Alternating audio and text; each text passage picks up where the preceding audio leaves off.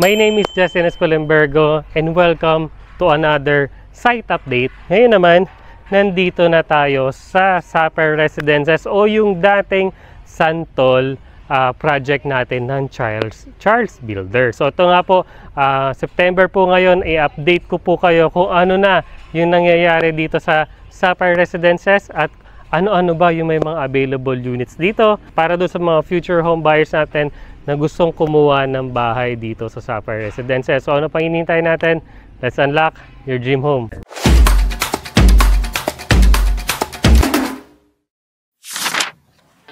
So start na po natin yung update natin dito sa Sapper Residences. Ito po yung dating Barangay Santol na project ng Charles Builder. So ito na nga po, may name na siya ngayon, yung Sapper Residences. So nakikita nyo naman po yung pinaka main entrance natin is sementado na po siya. So yan po, nakita nyo po, diba, kabilaan mayroon siyang puno na mangga. So ito na po yung pinaka main entrance natin. Dati po kasi ito ay lupa pa lang. So ngayon po ay na-develop na po siya, nalagyan na po siya ng kalsada. At makikita nyo rin po yung sa pinaka-unang block na umpisa dito sa bungad po ng Sapper Residences. Mapapansin din po natin na ongoing construction na po yung unang block po dyan. Yung unang block po na yan po yung magiging model unit natin. So, ongoing construction po yung actual turnover at dalawang model unit. So, sa mga client po namin na nakakuha, pag natapos na po itong mga model unit na to, gagawa po ako ng update para makita nyo po kung ano yung pwede nyong gawin sa unit na to pag na-turnover na sa inyo. Pwede nyo pong gayahin itong mga model unit pagkatapos po magawa nito. And then punta na po tayo doon sa ating mga ongoing construction na blocks dito sa Sapper Residences. So from block 22, 18, 17 at 16 po is ongoing construction na po. So nakita nyo naman po ongoing construction na itong mga blocks na ito. Ito po yung mga unang naubos natin na unit dito sa atin sa Sapper Residences. Nakita naman po ang bilis nilang gumawa ng bahay.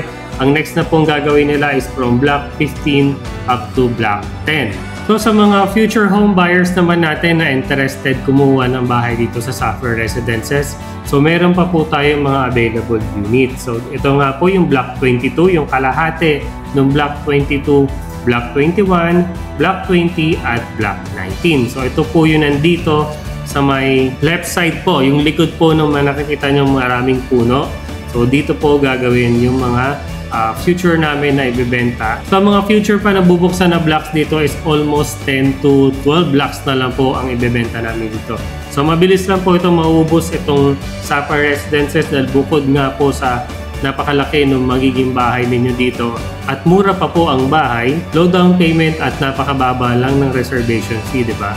So ito na po yung update natin dito sa Sapper Residences. So sa susunod na buwan po, mag-update din po kami ulit dito sa Sapper Residences. Ayan, I hope nagustuhan mo yung mabilis na update natin dito sa Sapper Residences. Diba? Nakakagulat, ang bilis na lang gumawa ng bahay dito sa mga client namin na nakakuha na ng unit dito. Nakita nyo naman po, ongoing construction na yung mga bahay na nakuha ninyo. So sa mga future home buyers naman natin na interested kumuha ng bahay dito, kontakin nyo lang po kami. Click nyo lang yung pinakaunang link sa description sa baba. Dediretso na yan sa aming messenger at pwede na kaming i-PM sa mga details ng bahay na to. At kung ikaw ay isang OFW or locally employed, send namin sa inyo kung ano yung mga requirements na kailangan para ma-avail mo itong napakagandang bahay na to dito sa Tanza, Cavite. So thank you so much for watching. If you like this video, please leave a like, share this video, and subscribe to my channel. We're also on other social media like Facebook, Instagram, at TikTok. Thank you so much for watching and see you on the next one.